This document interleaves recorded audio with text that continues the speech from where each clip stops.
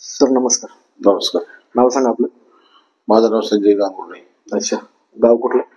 मोहाडी तालुका दिंडोरी जिल्हा नाशिक. काय काम करता? मी ड्रायव्हर आहे. अच्छा. काय त्रास होतो इथे? इथे याच्या अगोदर माझी गुडघे दुखायची, बर. कंबर दुखायचं आणि आता पाहायला पण यायचं. आता इथं आपल्या इथं किती सेटिंग आहे? ही दुसरी शूटिंग आहे. दुसरी सेटिंग. हो. किती टक्के फरक पडला? मी तर म्हणतो 100% फरक पडला. 100% फरक पडला दोन सेटिंग मध्ये. हो.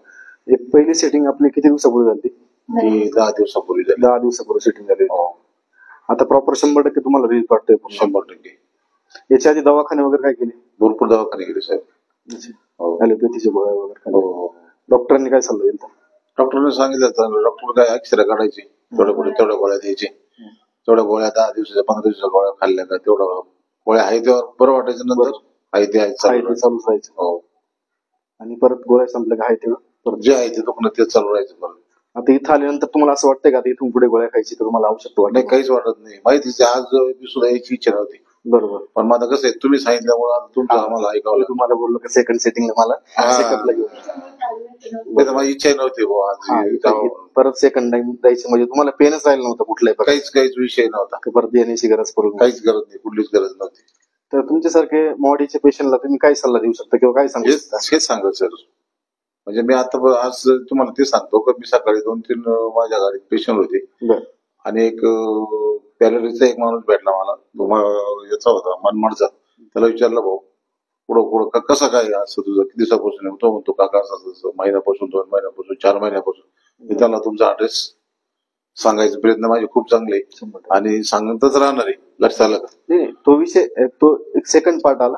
पण समजा आपण समजा बाकीच्या गोष्टींकडे होतो, ऑपरेशन वगैरे या गोष्टी नाही सगळं होतं, त्याच्यामध्ये आपल्याकडे कुठला त्रास नाही किंवा आपलं जास्त काही मेडिसिन नसतं किंवा जास्त कुठले पैसे पण नसतं किंवा जास्त कुठे फी पण नसते आपली. बरोबर. आयुर्वेदिक म्हणजे एकदम नॅचरल पद्धतीने आपण उपचार करतो.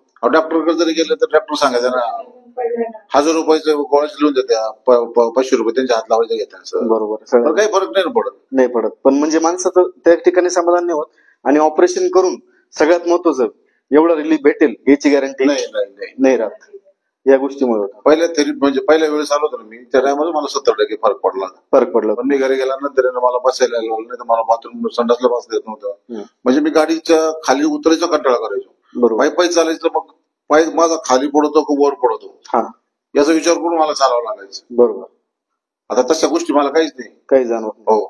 कारण काय होतं, आज या सोशल मीडियाच्या माध्यमातून भरपूर सारे आपण व्हिडिओ बघतो, भरपूर सारे ऍड वगैरे चालतात की बाबा इथे असं तसं.